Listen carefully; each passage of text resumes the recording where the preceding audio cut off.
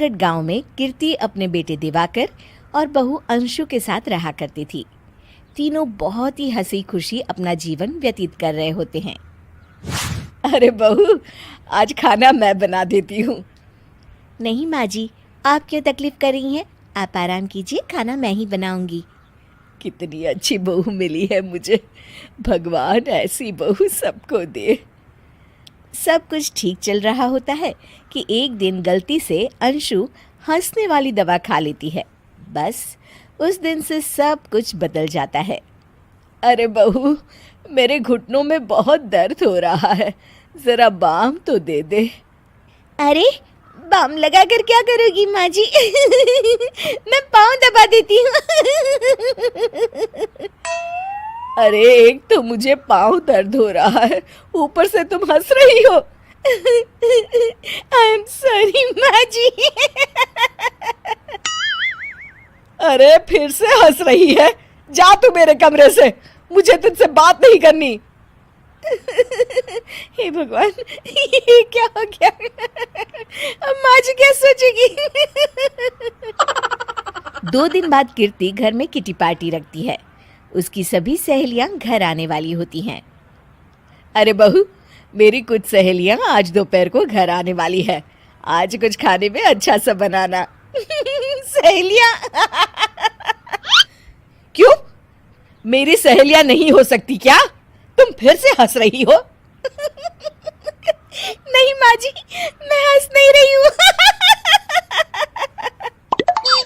अरे फिर से हंस रही हो और बोल रही हो कि हंस नहीं रही। नहीं माँ जी, मैं तो तुम जाओ मेरे सामने से और किचन का काम कर लो, जाओ। दोपहर को कीर्ति की सभी दोस्त खाने पर आ जाती हैं।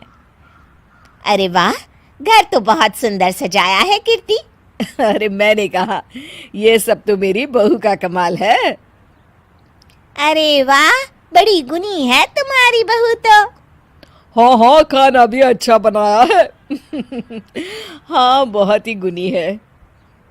तो हमको नहीं मिलवाओगी क्या, या छुपा कर रखोगी अपनी हीरे जैसी बहू को? अरे नहीं नहीं, अभी बुलाती हूँ। अंशु, ओ अंशु, बहू रानी। अंशु बाहर आती है। जी माँ जी।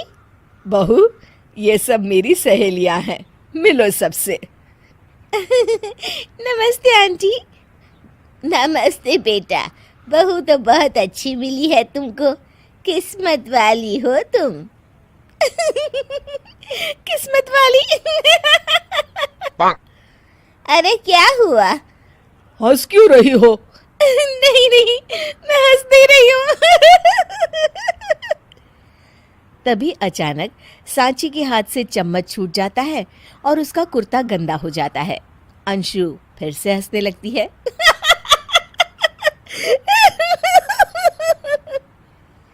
इधर सब सहेलियां गुस्सा होकर चली जाती हैं। कीर्ति भी नाराज होकर अपने कमरे में चली जाती है। हे भगवान, ये मैंने क्या कर डाला? इस तरह से तो माँ जी और उनकी सहेलियां नाराज हो गई।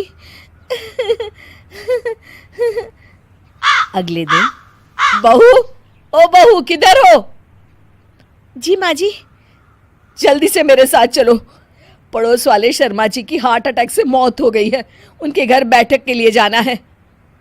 अंशु तैयार होकर आ जाती है। थोड़ी देर में दोनों शर्मा जी के घर पहुंच जाती हैं। वहां पर सब रो रहे होते हैं।